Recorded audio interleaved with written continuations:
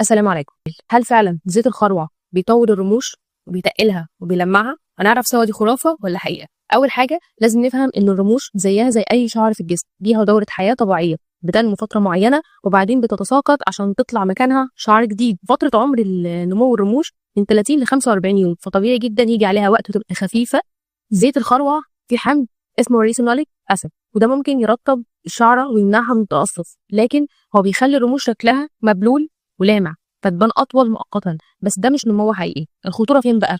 ان العين منطقه حساسه جدا وزيت الخروع تقيل، ولما بيدخل العين بيعمل مشاكل زي التهابات في جفن العين، انسداد في الغدد الدهنيه، وممكن توصل لاكياس صغيره دهنيه حوالين الرموش، حساسيه شديده، احمرار، وفي حالات نادره ممكن يسبب التهاب ملتحمه العين، وده بيعمل فقدان رموش دائم، يعني تدي نتيجه عكسيه زي اللي احنا معتقدين ان هي بتعمل. كمان في نقطه تانية الناس مش واخده بالها منها، الزيت مش نقي 100%، وكتير من الزيوت اللي بتتباع في محلات التجميل ممكن تكون مغشوشه او مختلطه بزيوت تانية، وده بيزود فرط الحساسيه والالتهابات. فبدل ما نغامر نستخدم حاجات امنه ومجربه طبيا من الصيدليات، وهديكم امثله لمنتجات مصرحه فعلا وكويسه جدا. ودلوقتي هقول لكم على منتجات فعلا مفيده وامنه جدا ومصرح بيها للاستخدام. اكتود ماي لاش سيرم، ده سيرم كوري خفيف جدا فيه فيتامين اي وبيوتين لتغذيه الرموش، مستخلص الزنجبيل والشاي الاخضر لتحسيس الدوره الدمويه، يرطب الرموش من الجذور للنهايات، ومش لازق خالص، يعني هيبقى مريح جدا في العين.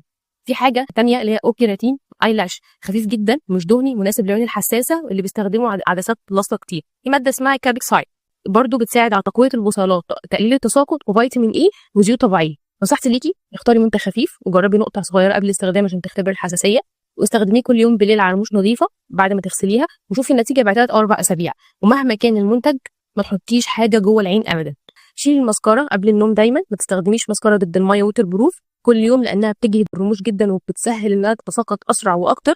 استخدمي فرشه نظيفه لتمشيط الرموش. لو بتلاحظ تساقط كتير رموش او فراغات ما تعتمديش على الزيوت، روحي لدكتور جلديه، ممكن يكون السبب نقص تغذيه او التهابات بكتيريه او حتى حساسيه من الميك اب. ما تنسوش تعملي لايك وشير عشان نوصل المعلومه كويس، وما تنسيش تتابعيني.